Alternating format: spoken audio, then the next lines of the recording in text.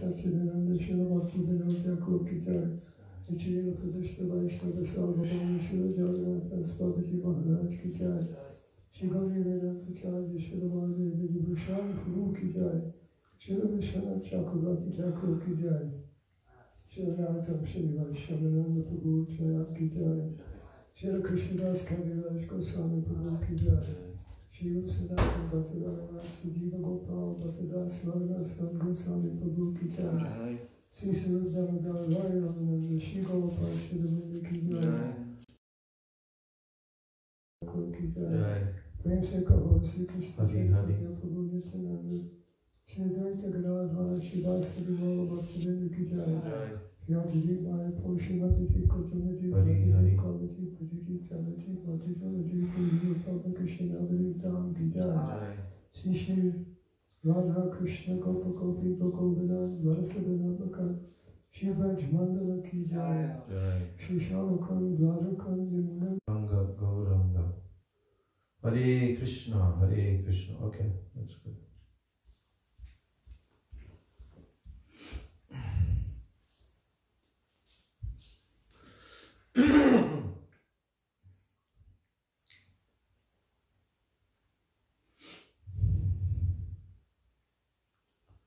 Vandeham Shri Guru Shri Jutaha Padakamalam Shri Gurun Vaishnavamscha Shri Rupam Sagrajatam Sahagana Raghunathan Vitam Tam Sajivam Sadvaitam Savadhutam Parijana Sahitam Krishna Chaitanya Devam Shri Radha Krishna Padan Sahagana Lalita Shri Vishakan Vitamscha.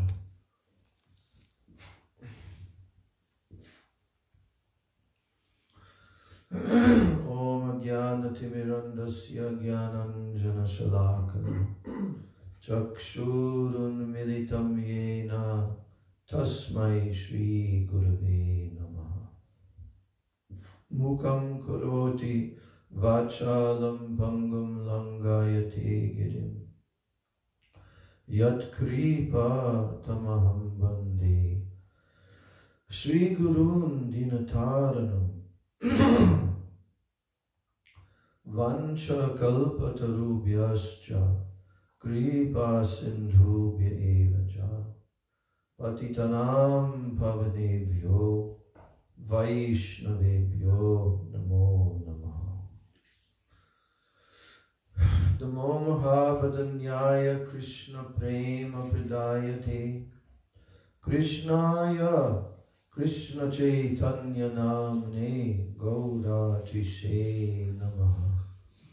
Nityanandam Namastubhyam Premananda Pradayane Kalo Kalmashanashaya Janava Pataye Namaha. Panchatattvatmakam Krishnam Bhakta Rupa Swarupakam Bhakta Avataram Bhaktakyam Namami Bhakta Shaktikam. He Krishna Karuna Sindho Dina Bandho Jagatpate Gopesha Gopika Kanta Radha Kanta Namostute Tapta Kanchana Gaurangi Radhe Vrindavaneshwari Vrishabhanu Sute Devi Pranamami Hari Priye. Jayatam Shuruto Pangor Mama Mandamater Gati Matsarvasva Padambojo Radha Madanamohno Divyad Vrindaranya Kalpa Drumadha Srimad Ratnagara Singhasana Sto Srimad Radha Srila Govinda Devo Preshtalibhi Sevyamano Smarami Shriman Rasarasarambi Vam Shivata Tatakstitaha Karshana Venu Swanair Gopir Gopinata Shriyestuna Brindai Tulsi Devbai Priyai Keshavasya Cha Krishna Bhakti Prade Devi Satyavachai Namo Namaha Shri Krishna Chaitanya Prabhu Nityananda Shri Advaita Gadadhar Srivasadi Gaur Bhakta Vrinda Hare Krishna Krishna Krishna Hare Hare Hare Rama Rama Rama Hare Hare Hare Krishna Krishna Krishna Hare Hare Hare Rama Rama Rama Hare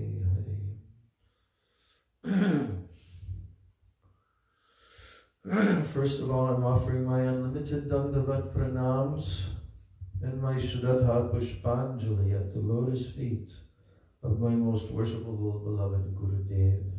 Nitya Lila Pravishta Om Vishnu Pad Paramahansa Ashtatarashata Sri Srila A.C. Bhakti Vedanta Swami Maharaj Srila Prabhupada. And then I'm offering my same unlimited Dandavat Pranams and my Shraddha Pushpanjali at the lotus feet of my most worshipable beloved Siksha Gurudevs. Nitya Lila Pravishta Om Vishnu Pad Paramahansa Ashtatarasata Sri Srila Bhakti Rakshak Sridhar Goswami Maharaj. And Nitya Lila Pravishta Om Vishnu Pad Paramahansa Ashtatarasata Sri Srila Bhakti Vedanta Narayan Goswami Maharaj. And then I'm offering my Dandavat Pranams to the lotus feet of all of my Sri Rupanuga Guru Varga. And then I'm offering my Dandavat Pranams to all the Vaishnavas and all the Vaishnavis. So it's been suggested we can discuss. Rajendranandan Prabhu is telling that he's attracted to the idea of discussing Prahlad Charitra for some time. A little detour, temporary detour. Everything in this world is temporary detour. So, but we have the intention that we want to continue with Nectar of Devotion. But I was also thinking of this. He expressed this to me a couple of hours ago. And I was also thinking because, you see, let me just explain about my own approach to reading and studying and so forth. And I'm at the point in my life where whatever it is that I read and examine, even if I've read it 50 years ago, it has a whole new, fresh, meaning. And Srila Prabhupada, of course, has expressed that. That's the nature of transcendental knowledge, right? It never becomes old. It never becomes hackneyed. He used the word hackneyed. Well, how do you define hackneyed? Well, it's over and over again the same thing. I think in regards to even understanding the brain, there's like these neural pathways. Mm-hmm. And so usually one gets conditioned to always be thinking in the same patterns. Yeah. So when one hears even spiritual knowledge, there be patterns, but spiritual knowledge, mm-hmm.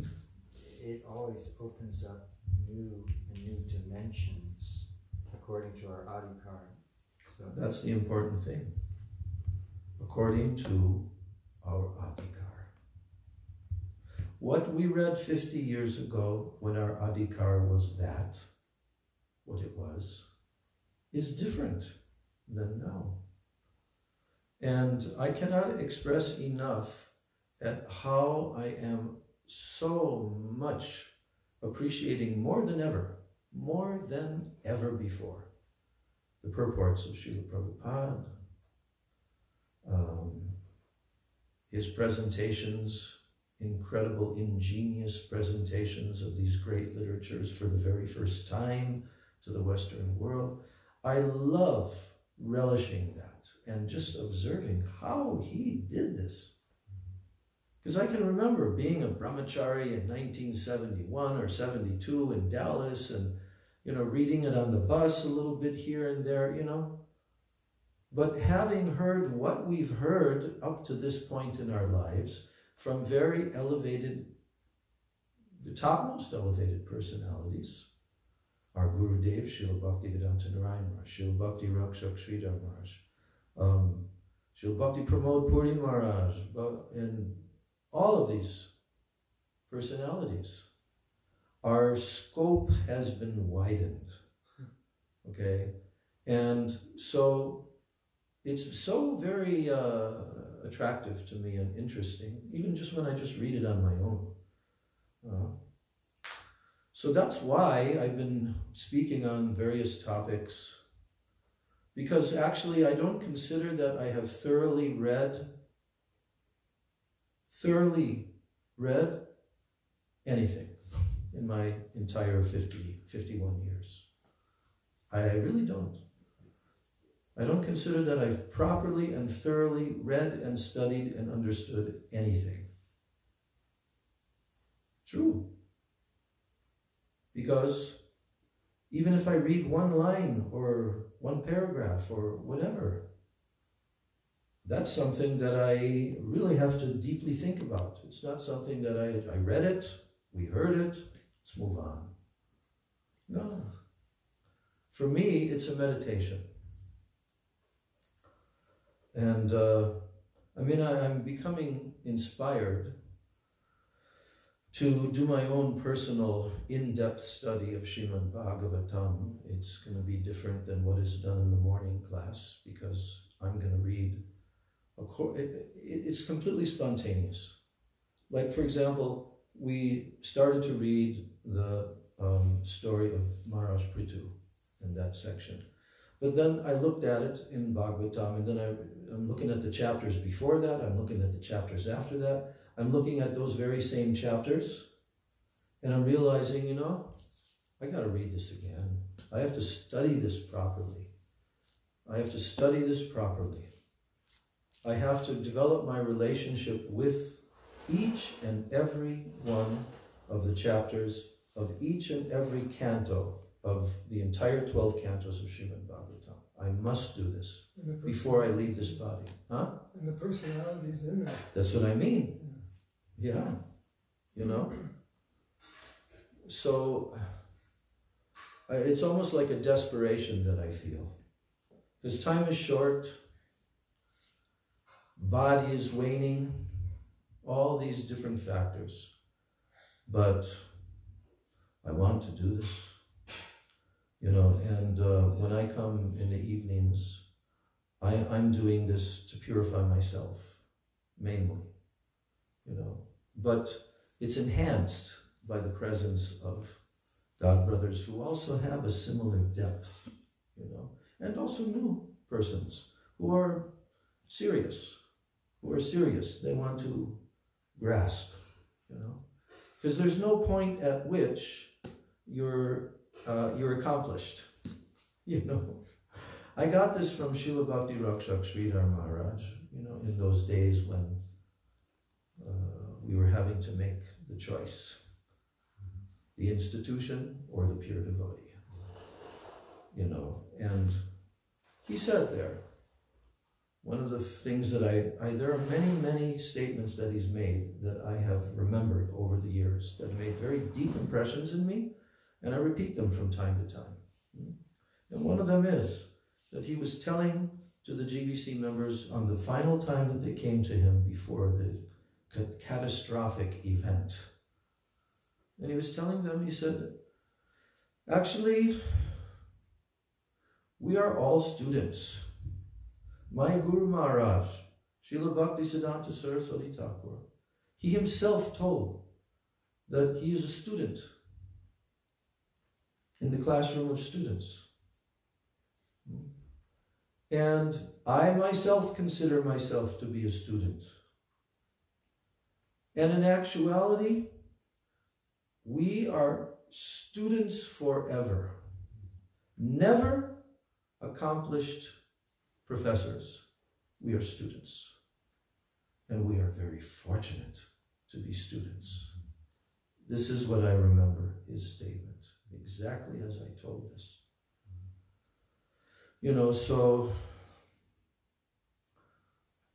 when we understand what is the value of this for us personally, for the world, what a great treasure. I was just looking at a video today of some produced by ISKCON about Srila Prabhupada in particular. It was like a 10-minute video, well done, and showing Prabhupada speaking here and there and then showing other devotees. And it was all about Prabhupada's mission, and particularly to give his books. And I mean, all of us oldies, we know so many of these quotes. We've seen even Prabhupada in these videos, and we've heard on audios, and we've seen the books produced from, you know, like Preaching is the Essence, and so many quotations from Prabhupada and all of his letters, and, you know. And so it was just very sweet for me to see how Srila Prabhupada was personally speaking. They had him speaking a few different cuts about his books, you know. And Srila Gurudev was the same, in the sense that he also felt that he's simply presenting the message of the previous acharyas. You know how he always used to say, oh, Bhaktivedanta Swami Maharaj did not give anything new. Well, it is old wine, but in new bottle. And that's really true. So, you know, we've all heard Nrsimha, the Leela of Lord Nrsimhadev from 7th Canto. We hear it every year, you know. Maybe some of us have thoroughly read those chapters, you know, at least once or twice or whatever. But what I feel is that each special day that comes on our calendar, right? These are special times to really focus on those personalities. And it can't be done in just one day sitting and reading and, you know, and giving some synopsis in the evening to the larger group. But it has to be properly studied and contemplated deeply. Because if we just keep saying year after year after year, you know, oh yes, the story of Lord Nrsimhadev, but did we really associate with Prahlad Maharaj? Did we really take his association? Not just on that day, but for our whole life.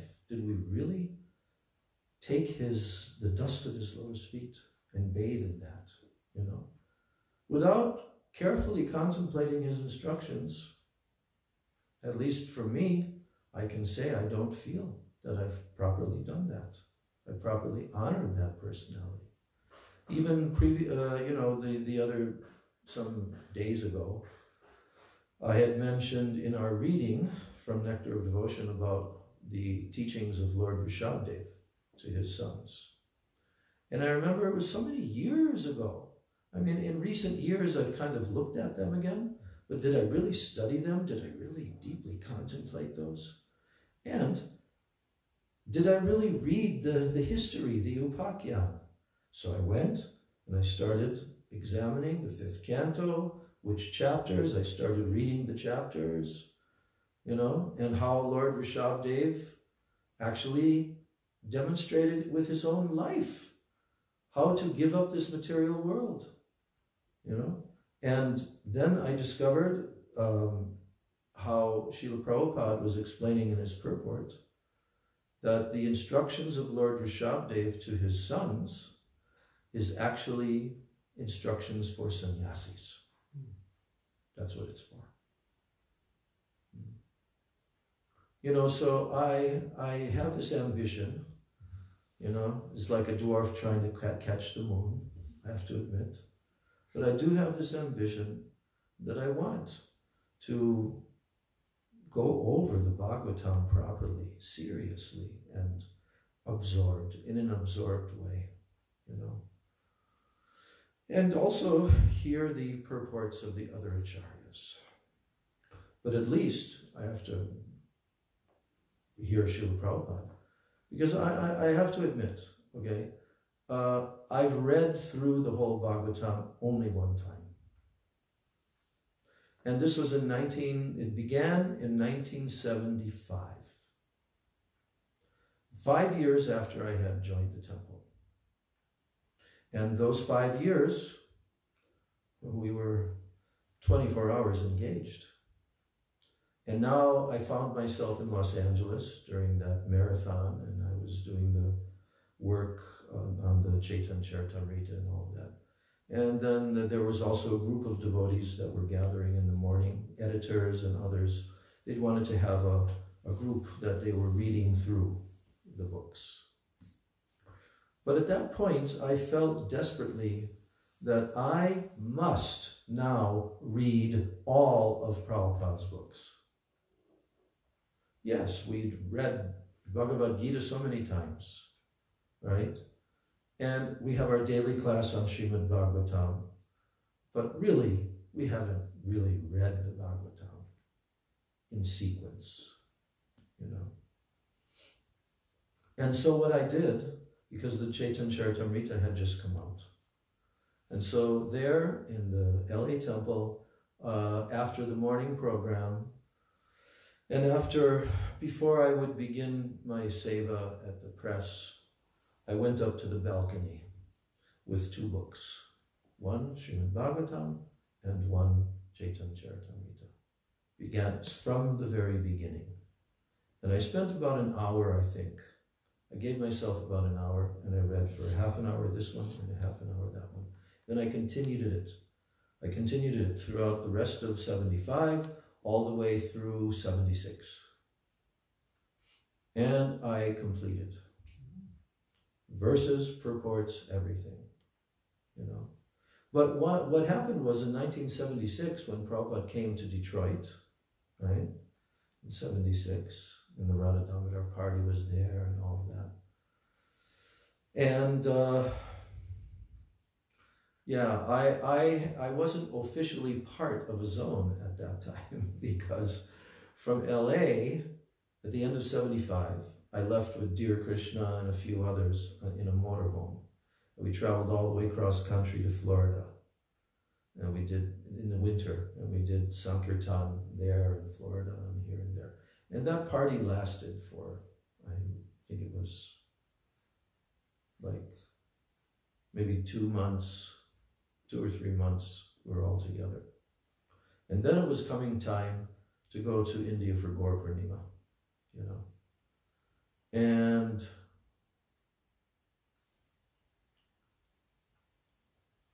oh yeah. So then, well, that was 75 into 76. Okay, so yeah, it was until the summer of 76, and then Prabhupada came in the summer to that Detroit temple. And at that point, I wanted again to go back to India, you know, because I had been there for 3 months for the very first time. And then I wanted to go back and spend a long time in India. And so when Prabhupada came to the Detroit temple, you know, all the Radha Damodar buses and stuff were there. And I had expressed, I don't remember how it came out, but there was this one devotee, Chataratma, you remember him?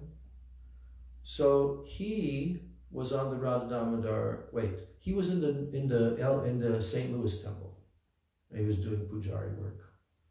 But he wanted to go on the buses.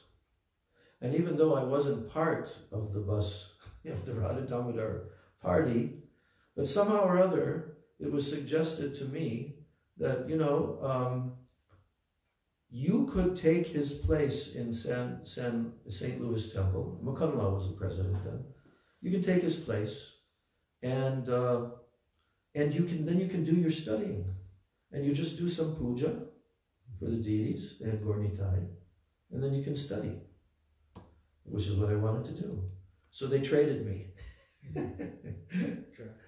Yeah, and so I ended up there in 1976, from the summer all the way through till Gaur Purnima time. 77. Yes, and continued all that reading and studying. And then I went on a short trip with another devotee to collect money to go to India. Yeah, so that's how I ended up being in India in 1977. And I was also a free agent. I wasn't really part of this person's zone or that, you know. Although Jayapataka considered me to be part of his zone because I had come to Mayapur.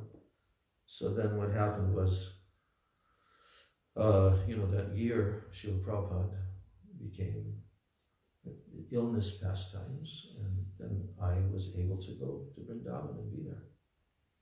And after that, then after Prabhupada's departure, then I was elected as the first pujari for Prabhupada's Samadhi.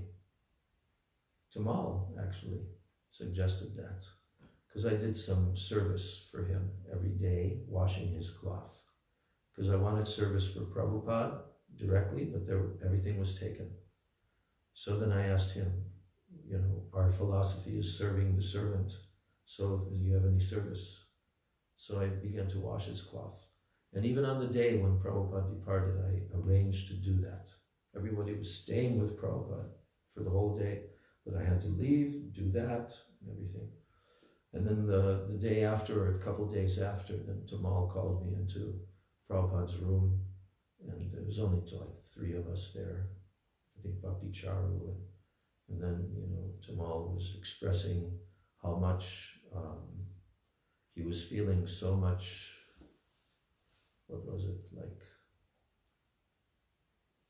like the heavy weight being passed onto his shoulders.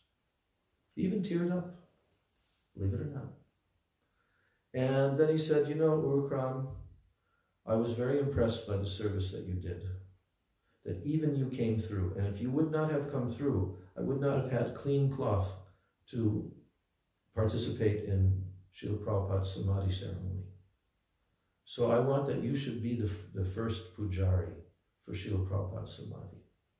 So that's, and Pradumna trained me up in the mantras and everything, and I started doing that. But that only lasted maybe 3 weeks or something, then I came down with jaundice and became ill. And so when I was there, then I was in the room, up in the, you know, in the guest house, in the Gurukula guest house building on the top floor. Nayana Baram was sharing that room with me. And then I was lying there, and you know, it's like late November, early December, starting to get cold. Brahmananda comes into my room. Urukram, we're talking Jayapataka. And he said he's willing to donate you to come to Africa and preach. Because he thought I was one of his people in his zone. And so you know, he started to tell me, you know, about African preaching and how much Prabhupada wanted it and everything like that. So I'm lying there, quite ill. And he says, so, you know, think about it. I told him, I'll think about it, you know. But then the next day he came back again. And then he said, look, you know, you're lying here sick. And so, you know, first of all, you got to go to Bombay. And then you have to wait for your police clearance on your visa to leave India. In those days, we needed that, remember? Police clearance. That took like 2 months to get. And then from there, you can go to Kenya and you know, you can go to Nairobi and Mombasa. In Mombasa, it's like Bombay. It's like all full of Indians.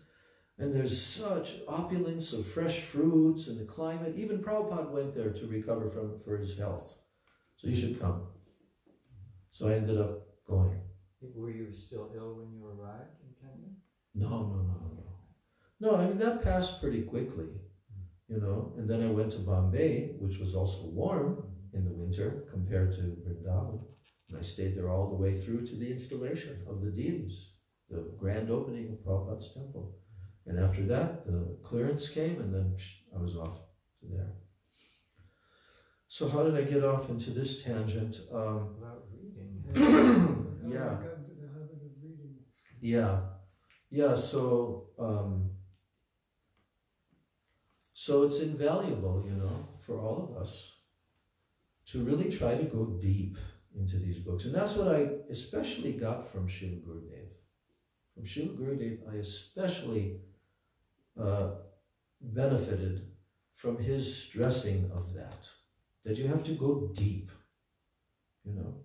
For example, you know, in those earlier days, ISKCON devotees would come to Gurudev, you know, before the ban, you know, and there's one devotee that came to meet Gurudev in Mathura just prior to that, like 1994 or something like that. And, you know, this devotee was introducing another devotee to Gurudev. And he introduced this devotee as, Srila Narayan Maharaj, you know, this devotee, he's one of the biggest book distributors in ISKCON. You know? And so then Gurudev was sitting on his bed, and this devotee is, you know, in front with the others. And then Gurudev looks at the devotee and he says, "You should distribute those books into your heart." You know. So, you know, it's one thing to externally do something, but it's another thing to internally. You know, and so that's what I want to do wherever I am, whether I'm here, whether I get to go back to India, to the Dham, whatever.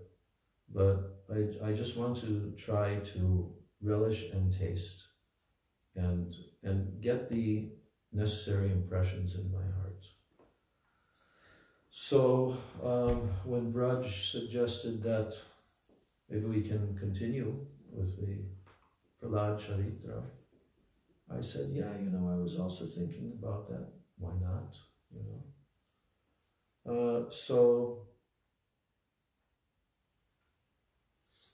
And then after we complete that, we can return to the nectar of devotion, or we can even take a segue, return for some days, then go back. You know, no hard and fast rules. What do you think? I think we're very blessed to go along for the ride. Well, you'll be steering sometimes also, and with your foot on the gas pedal as well. I don't drive anymore. What do you think, Vishal? Yes, definitely, especially at this time, life when, you know, it's more retirement, I'm reading, you know, systematically. So coming into a class with you, you know, it's good to just enter deeply anywhere in that ocean of nectar of all those literatures. Yeah, because what I feel is that because our focus was, you know, steered in the direction of this section of the Bhagavatam, why not properly do it justice while we're at it already? You know what I mean? So that's what I kind of feel, and I think it would be extremely profitable. Yeah. Can I get a cup of water from my room? There's already a cup there. You can, and there's a jug of water. So, okay, now, this canto, this 7th canto of Srimad Bhagavatam, when it was first printed, I think this book is the first printing of it, I'm not sure. But, you know, it was so many different parts. They first printed it in so many parts so that they could produce it quickly. So the part 1 is chapters 1 through 5. And I actually went back and started reading chapter 1 the other day because I decided I need to understand that more deeply. Chapter 1 is titled, The Supreme Lord is Equal to Everyone. And the question was being asked by, it was Maharaj Yudhishthira, that why is the Lord partial to the, thank you. Why is he partial to the demigods? He's supposed to be equal to all. So then there's a whole discussion about that, deep philosophical contemplation of how actually he is equal. But why does it appear that he's partial?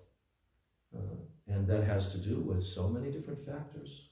The 3 modes of material nature and so many other factors. And that chapter ends in coming to the point again of Jai and Vijay cursed by the sages. Then that enters into chapter 2, which is what we read the other day. Of course, we didn't read the purports. And that's really the, how do you say? Sauce.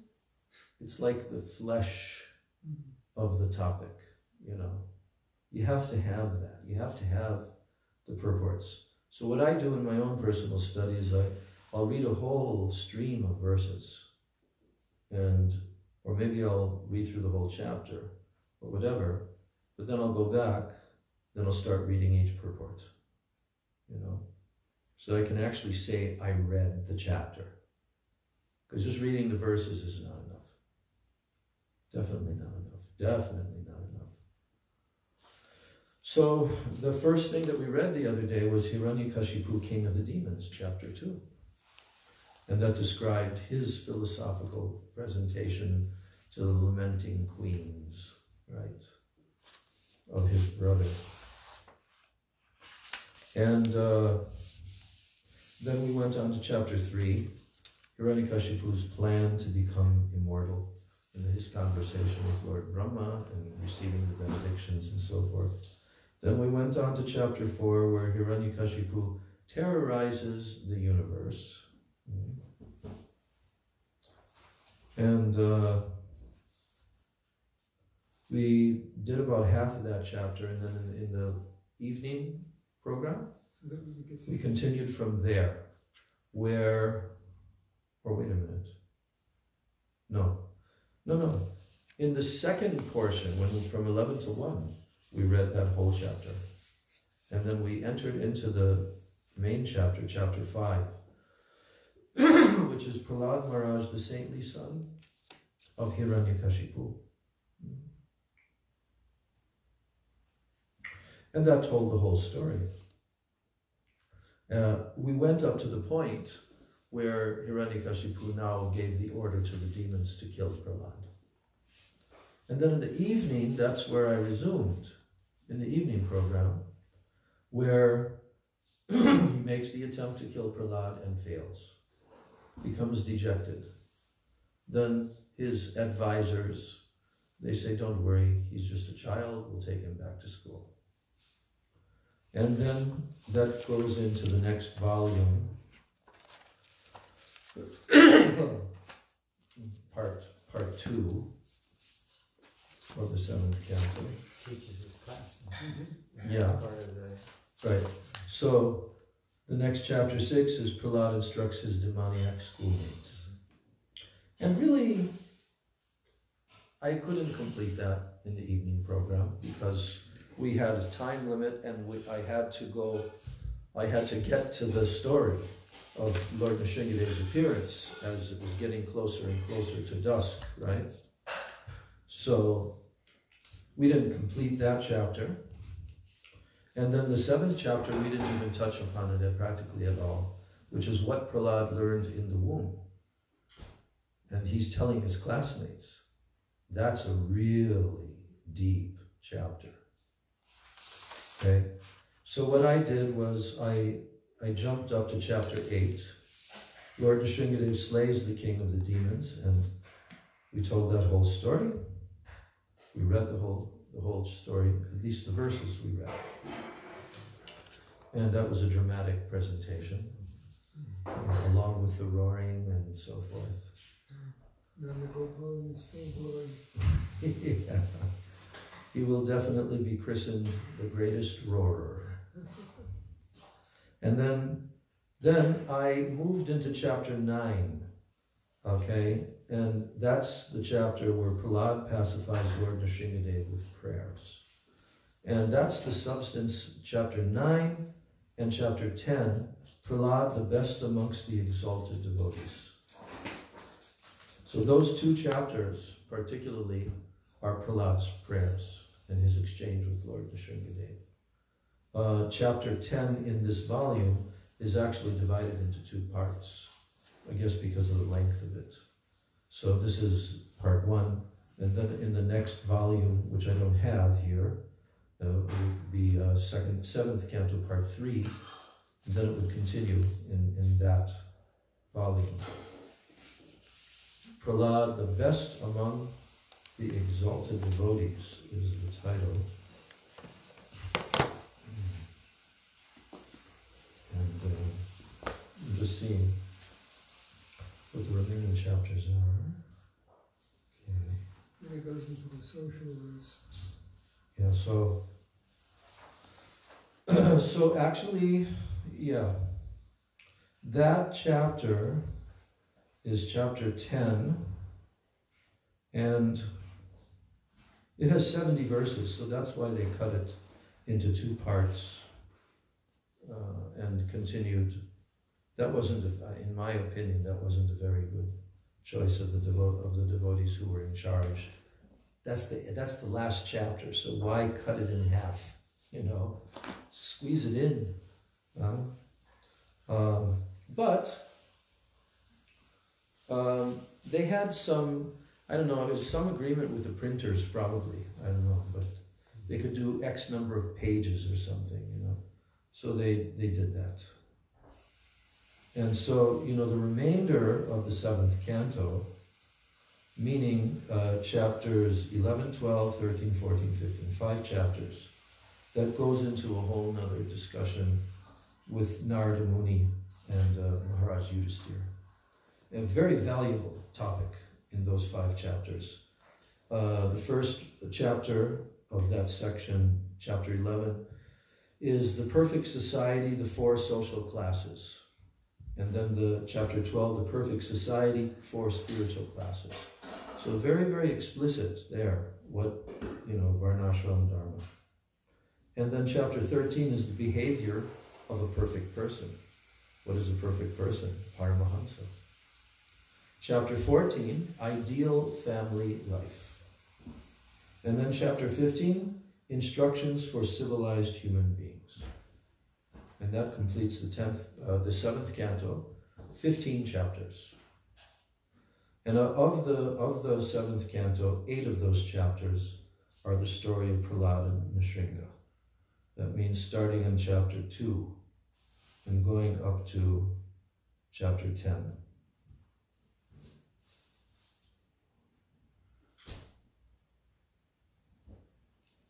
Yeah, actually it's 9 chapters. 9 chapters. So,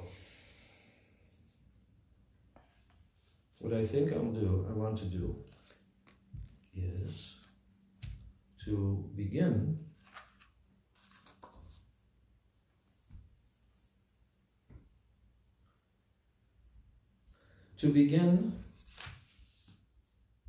in the chapter, because we somewhat thoroughly went through the chapter of Prahlad and being chastised by Hiranyakashipu and the statements that Prahlad made. Although I still want to go purport by purport, because that's such an important chapter. And even I want to read the purport to the verse Shravanam Kirtanam Vishnu, which is around 14 pages long. That will be very helpful for us. But we could even start there. We could start there. We could go back. But I want to complete Prahlad Instructs His Demoniac Schoolmates. I want to read purports, because I've seen some of those purports, and they're so wonderful. Prabhupada's explanations. And then the next chapter, what Prahlad learned in the womb. And then Lord Nishingadev slays the king of the demons. We already read that. Not the purports, but then the prayers. The prayers of Prahlad, 2 chapters. Chapters 9 and 10. So that's what I want to cover, right? Okay. Well, then perhaps we should go back to the main chapter, which you know is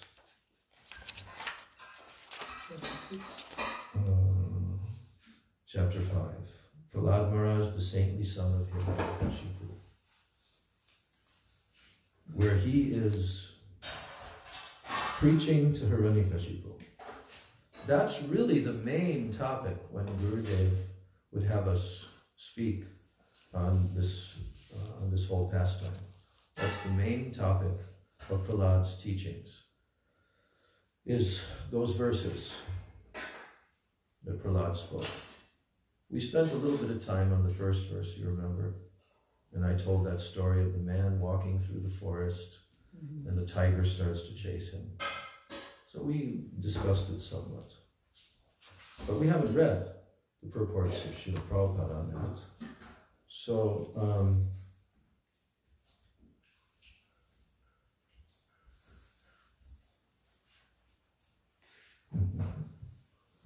so 221, let's see.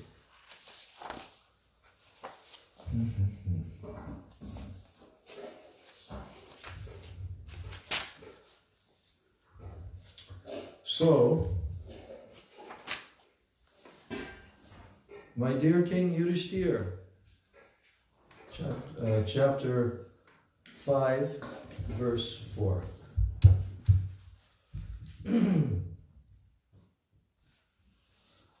My dear King Yudhishthira, once upon a time the king of the demons, Hiranyakashipu, took his son Prahlad on his lap and very affectionately inquired, my dear son, please let me know what you think is the best of all the subjects you have studied from your teachers.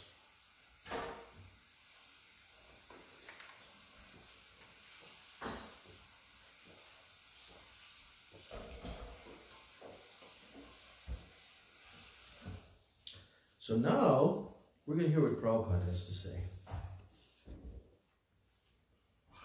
Purport.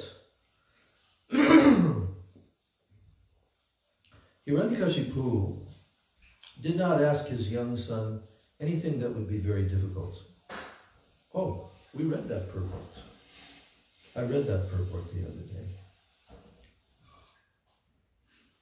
Because I wanted to go a little bit deeper into this topic. So on that day when we had time, I read that purport in the midday session. Did I read this one?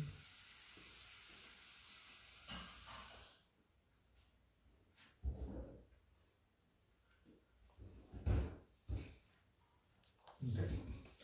So that same verse, which is the first verse that Prahlad speaks to Hiranyakashipu.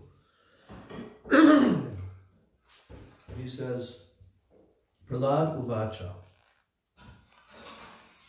tat sarumanye asuravarya dehinam, sada samudvigna diyam asadgrahat,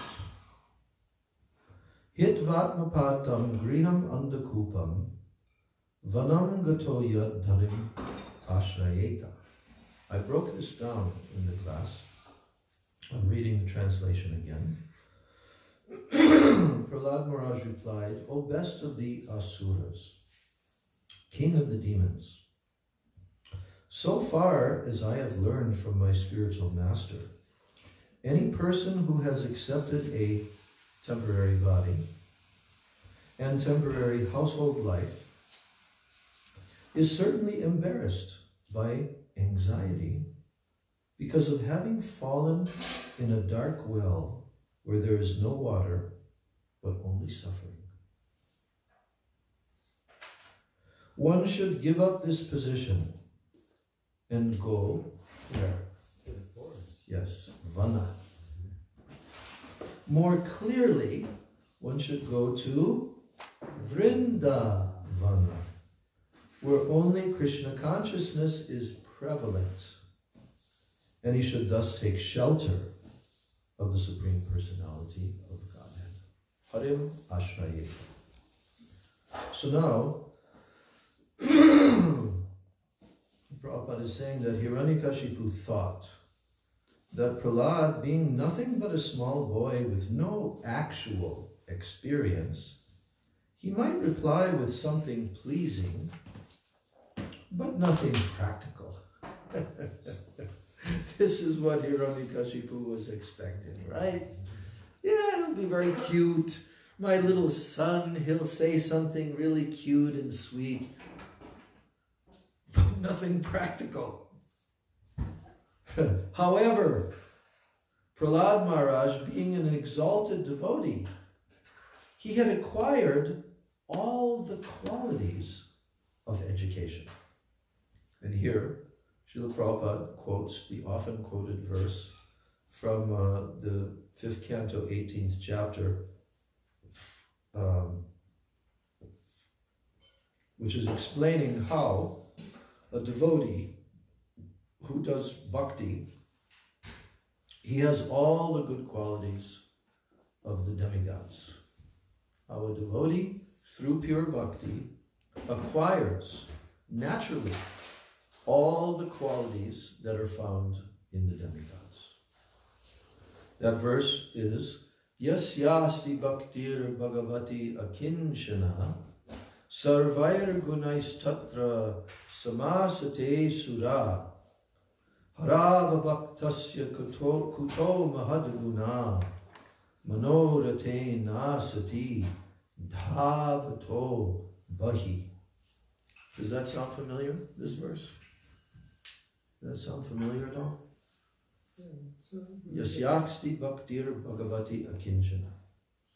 So here, it's telling one who has unflinching devotional faith in Krishna, he consistently manifests all the good qualities of Krishna and the demigods.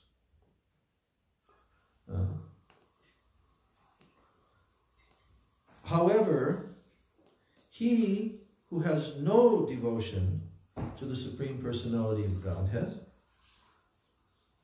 harav abhaktasya. What does that mean?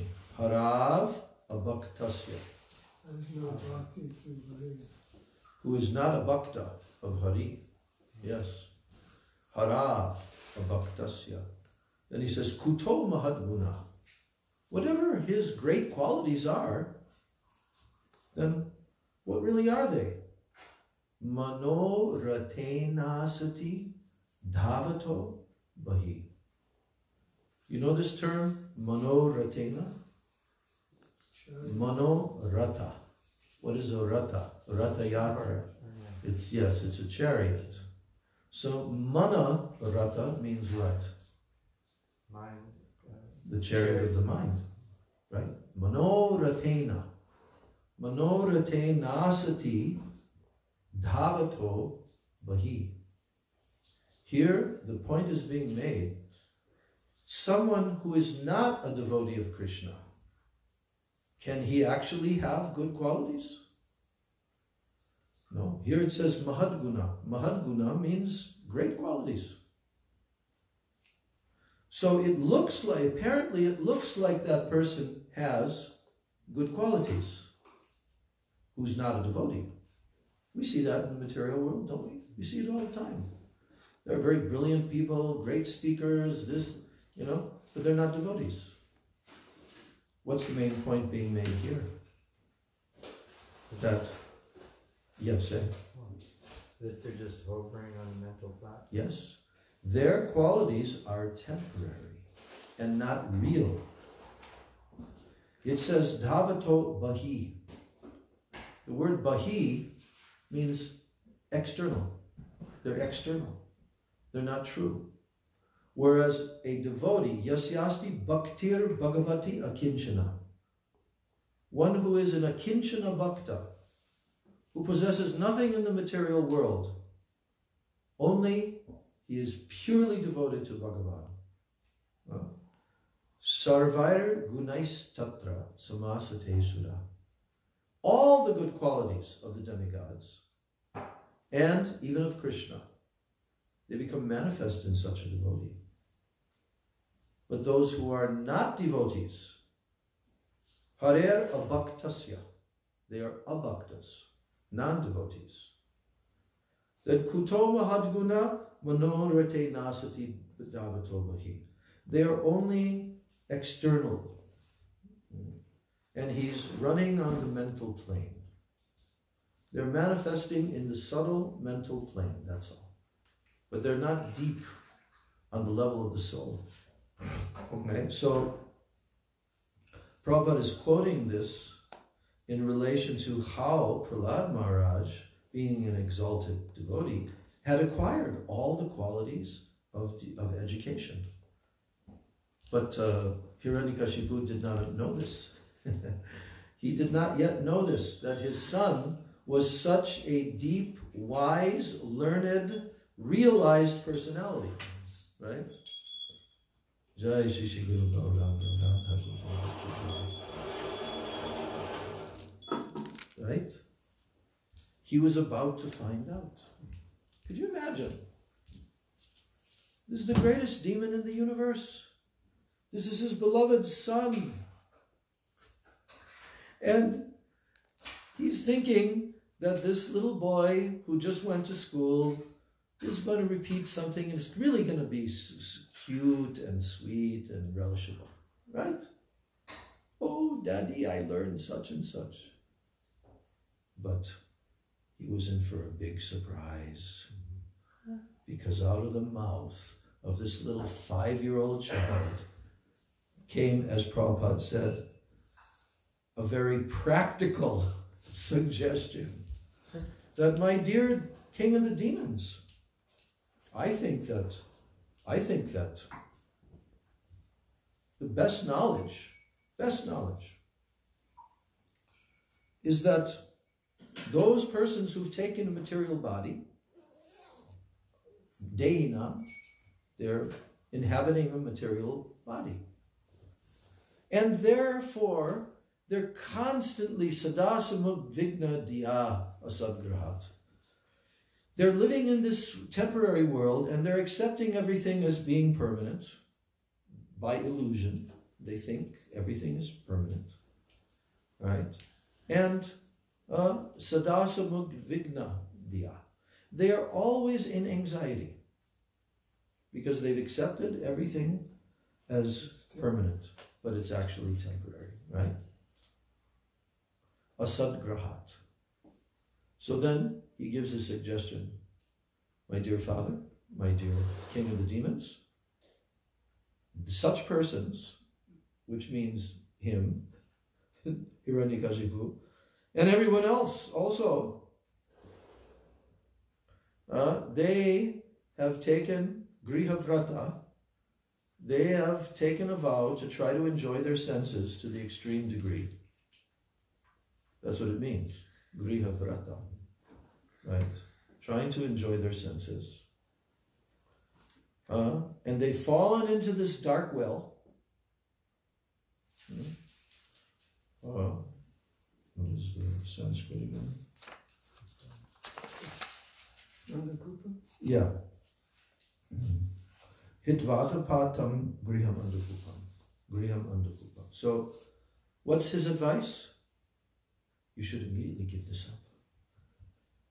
You should immediately hitvatma patam. Give up the place where the soul is going to be killed. And do what?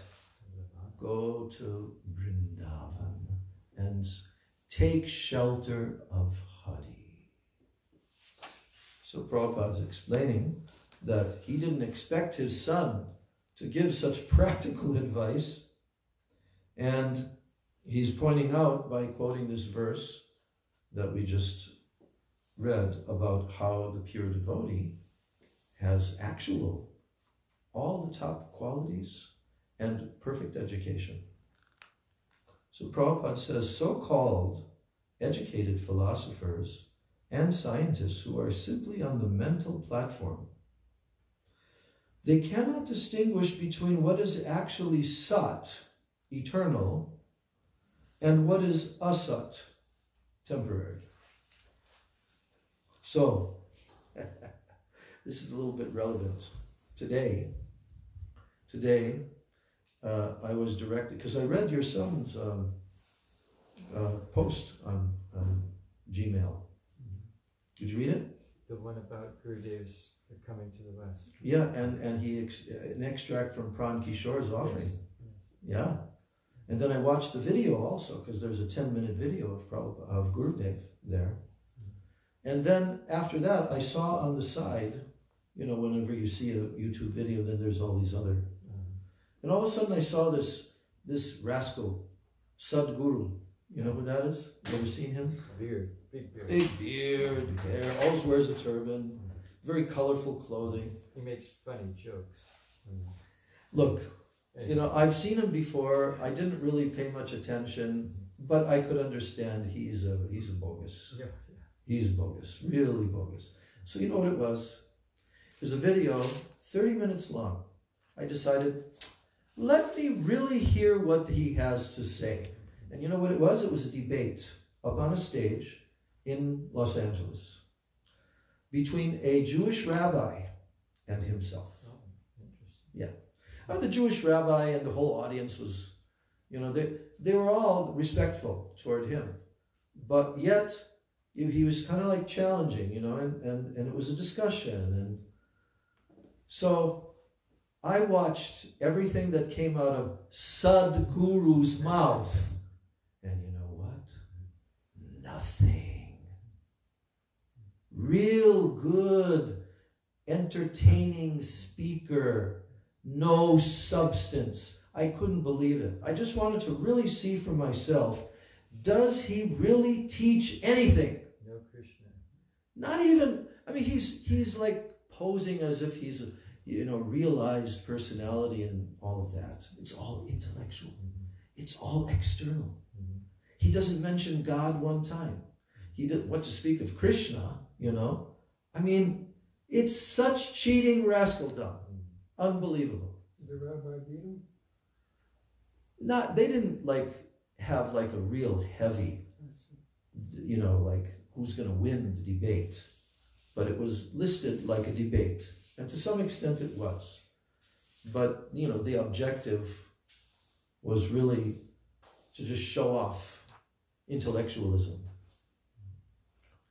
And, you know, anyway, I'm just bringing that up because here Prabhupada is saying that so-called educated philosophers and scientists who are simply on the mental platform cannot distinguish between what is actually sat, eternal, and what is asat, temporary. And that was like, that's always the background of these impersonalists, because he's not a devotee, okay? And they're impersonalists. And it's always the background where there's just all this thing about the mind, and, you know, and the real you, you know? He doesn't even use the term soul. He's not even giving the most basic understanding. I mean, we can hear Prabhupada's explanation hundreds of times, how you're not this body. Each and every time he quotes Krishna, each and every time he explains it very clearly, that what you are is you're not this body, you're not this mind, you're not this intelligence. According to how Krishna has explained it, you are the Atma. That's like the most basic thing, right? But he never even touched upon that. Sadhguru, you know. So Sadhguru means what? a fully realized personality. Rascal. Kangaroo. Hmm? Kangaroo. I didn't hear that? Kangaroo. Oh, yes. So, the Vedic injunction is asato ma jyotir gama. Asato ma jyotir gamaya. Asato ma jyotir gamaya. You know what that means? Going from darkness to light. Yes. Asato, from the asat, ma jyotir gamaya. One should go towards the light. So, everyone should give up the platform of temporary existence and should approach the eternal platform. The soul is eternal. Did Sadhguru tell us that? No. He didn't mention it one single time. You're not this body, your soul, you're eternal. I mean, how more basic can you get? And he's supposed to be Sadhguru? He cannot even... I mean, that's the first thing you hear when you meet a brand new devotee who's preaching Krishna consciousness, like I did at a rock festival, you know? And he has knowledge. We're eternal. Didn't tell that one single time to the audience. You're eternal. You never die. Your consciousness, nothing. Cheating, rascal dog. Is it not? The soul is eternal. Someone who pretends to have knowledge but doesn't is worse than someone who's obviously Yes, we learned that in the Sri Upanishad, didn't we? Yes. The soul is eternal, and topics concerning the eternal soul are actually knowledge. Did you hear that? What is actually knowledge? Topics concerning the eternal soul. Yes, that's actual knowledge. He didn't give one. I can play that for all of you sitting here and watch it. You can watch it yourselves. I'll take your word for it. Yes. But I did the austerity of watching it for 30 minutes. And they're both just showing off their intellectualism. You know, it was pathetic. Pathetic. We should know this very strongly. Only this Krishna consciousness movement is actually giving real knowledge. Everyone else is cheating. Is that true or not? Can you suggest anyone else that's giving real knowledge? I haven't run across them yet. Maybe Rishab has. I don't know. Huh? Is there anyone else that you found that is actually presenting real knowledge, real truth from the mouth of the Supreme Personality of Godhead? This was Prabhupada's preaching mission. He came to give real knowledge. And every single lecture, every single talk, he's delivering the goods. The real goods. Everything else is counterfeit. Huh? So, elsewhere it is said, apashyatam atma tattvam griheshu grihamedinam. You know where that is? 2nd canto, 1st chapter, first 10 verses, spoken by Shukadev Goswami. It's his first speaking in the Srimad Bhagavatam. We did go over those verses. Most of the devotees have heard those first verses. In this verse, Prabhupada is not citing the reference, but it's from there. Apashyatam atma tattvam griheshu grihamedinam. He's talking, Shukadev Goswami is telling Maharaj Parikshit that they cannot see. Who cannot see? These grihamedis. They're blind. Apashyatam atma tattvam. They cannot see the truth of the Atma. Griheshu grihamedinam. Those who are completely absorbed in grihamedi. It's exactly the same.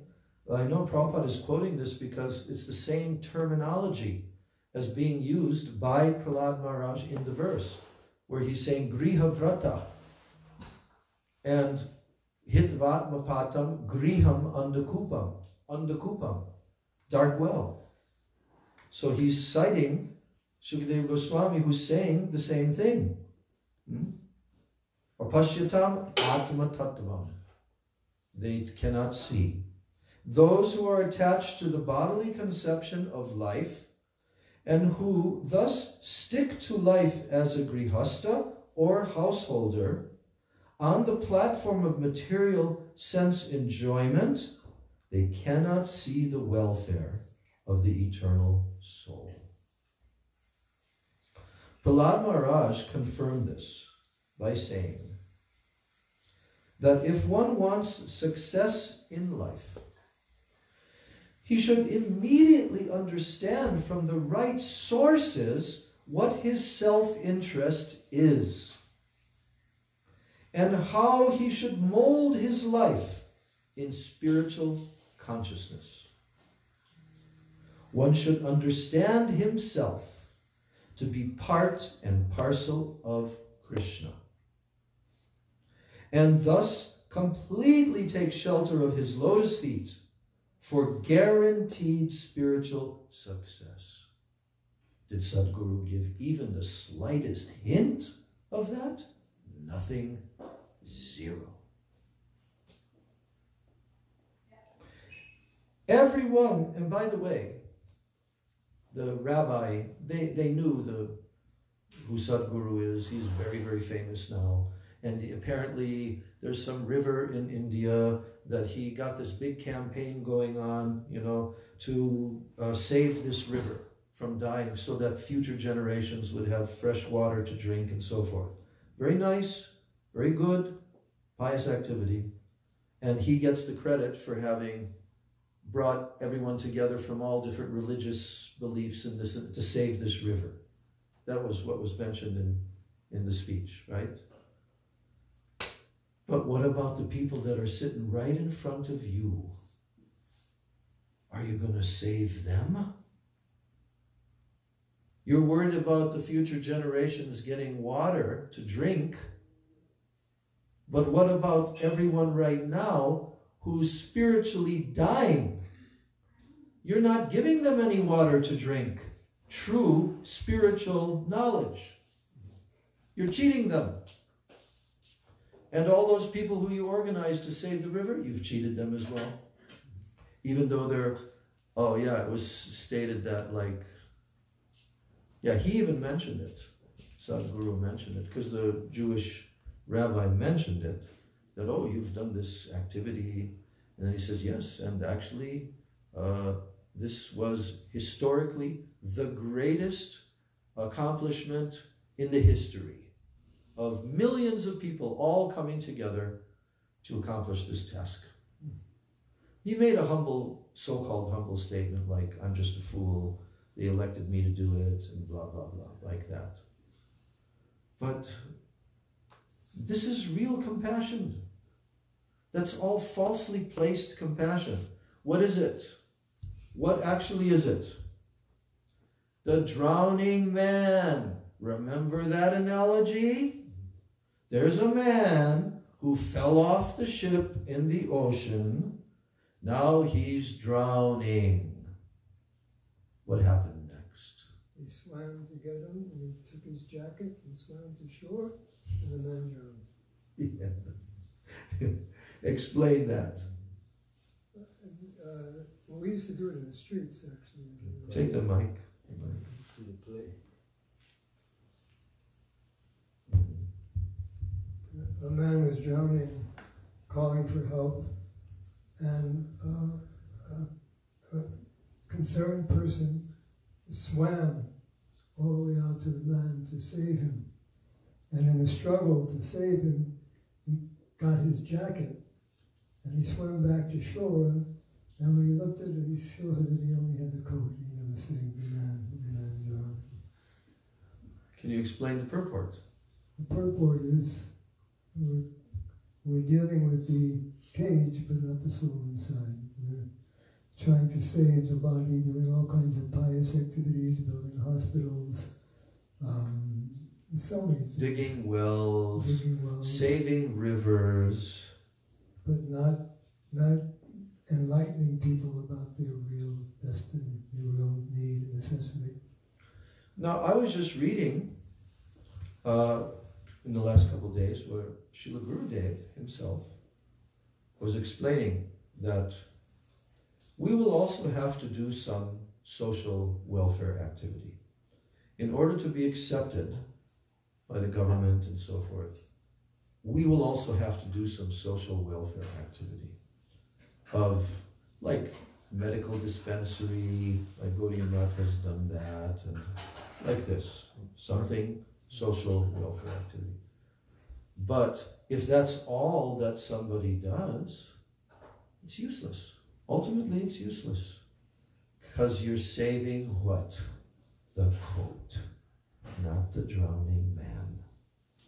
Prabhupada set up ISKCON food relief in the mid-70s so that we'd be recognized as doing social welfare work, but he said actually we're purifying the sound. Yeah. Yes. So, spiritual welfare.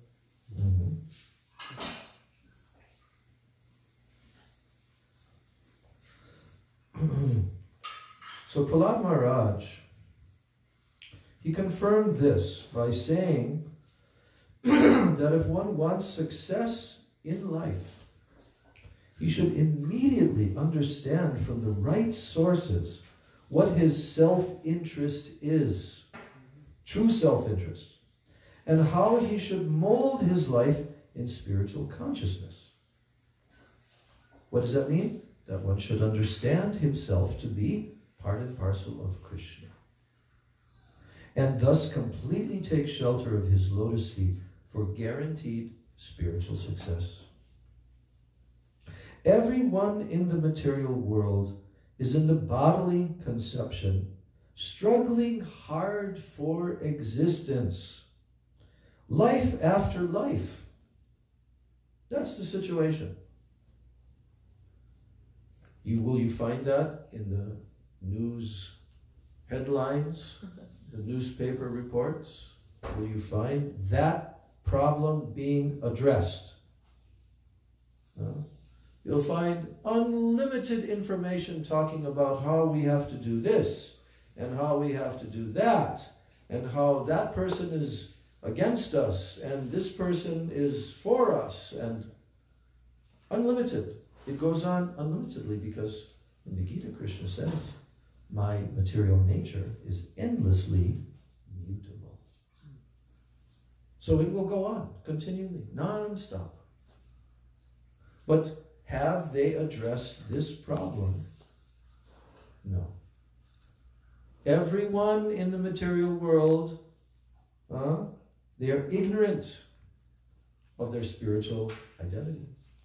They don't understand the truth that I am a part and parcel of the Supreme Personality of Godhead.